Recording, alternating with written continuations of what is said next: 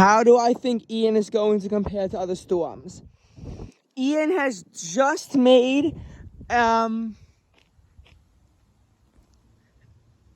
I was saying this 15 minutes ago, Ian has just made a Category 4 landfall in Florida. High-end Category 4, close to Category 5 status. This storm is going to just sit there, dumping like 24 inches of rain on the area, something like that, in parts, before going off the Florida coast and making another landfall near the Georgia-South Carolina border. But until it does that, Ian is a path of destruction, with Category 4 winds being exposed across the area. And, you know, they're expecting hurricane force winds as far up as Orlando. And this is going to be a slow-moving storm, too, so there will be, like, flooding concerns. Temperatures in Florida are going to be constrained, with highs largely constrained into the 70s, with lows getting into the upper 60s, which is very rare. But these constrained highs do typically occur during storms. Like in Harvey, a lot of areas of Texas were also stuck in the 70s. But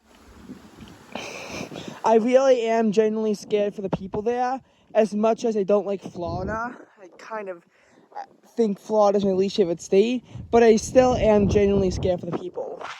Because initially I was saying Ian would be similar to Charley, make landfall at similar intensity, cause similar level impacts. Charley was the second costliest hurricane at the time, but within 2 years it was already demoted to 6th. That is because Ivan, Katrina, Rita, and Wilma were all costlier and took the throne from Charley. Well, not all of them necessarily took the throne, but they were all costlier. So, saying it'll be as bad as Charley is a bit of an underestimate. Now, the only other Florida storm that I could think of, or the only other two that I could think of, is Andrew and Irma. Now, Andrew made a Category 5 landfall in southern Florida, but the area was largely spared. Andrew was the costliest storm at the time and still remains the costliest storm to have caused under 100 fatalities. Harvey came close, causing a lot more damage, but it resulted in the deaths of 107 people, meaning that was 8 too high to be in this list. Andrew killed only 65, and of that 65, a large amount of those people were in Florida, 44, along with $25 billion in damage. But for a Cat 5 making landfall in Florida in 1992 with the impact, so, you know, with the forecast saying it's going to make landfall a lot further and at a lot weaker intensity, with this being underestimated, it's kind of a miracle that the death toll in Florida was constrained to under 50. Irma caused 84 deaths in Florida and $50 billion in damage. Irma was a low-end Cat 4 at landfall, and I gotta say, from these forecasts, I think Ian might be similar to impact in terms of Irma.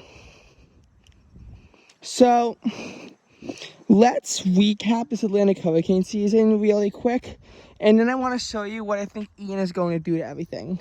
So far in this Atlantic hurricane season, we started behind schedule. We started on June 5th. I'm just going to roll up my sleeves because it's starting to get warm. So the Atlantic hurricane season started on June 5th this year due to Tropical Storm Alex. Now, Alex's damage is unknown. We only know $104,000 because AON was annoying and they forgot to, incorporate, they forgot to attribute it to Alex, even though the dates lined up. Sometimes AONs are clearly overestimates, so usually they're reliable, but occasionally in cases like Bertha, they really aren't reliable.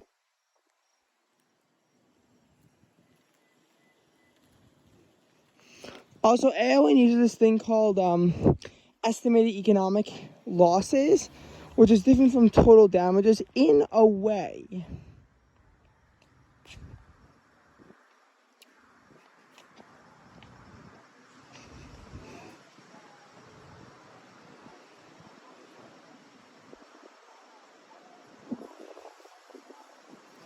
So,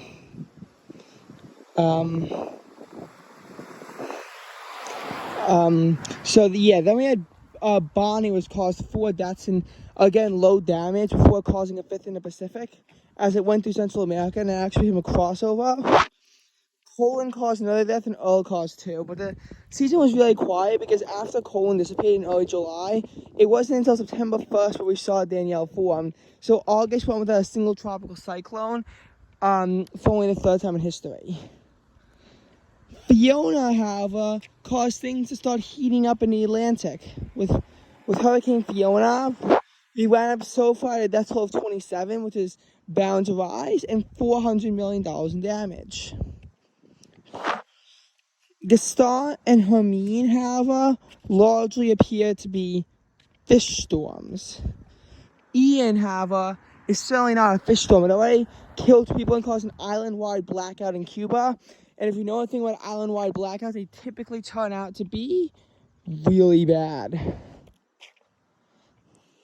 And now it's on its way to cause destruction in Florida. We have 23 people currently missing, and we're not sure if they're going to be dead. Sometimes it takes a while. In Elsa, for example, the death toll was initially thought to have been 4. It was only raised 13 in the TCR, which found 9 missing people. 2 have indeed been killed. We didn't know that until the TCR came out. And actually, it was a little bit after the TCR came out before the information was indeed publicized. And that was Elsa for you. But yeah, I do think that Ian will be a really bad storm in Florida.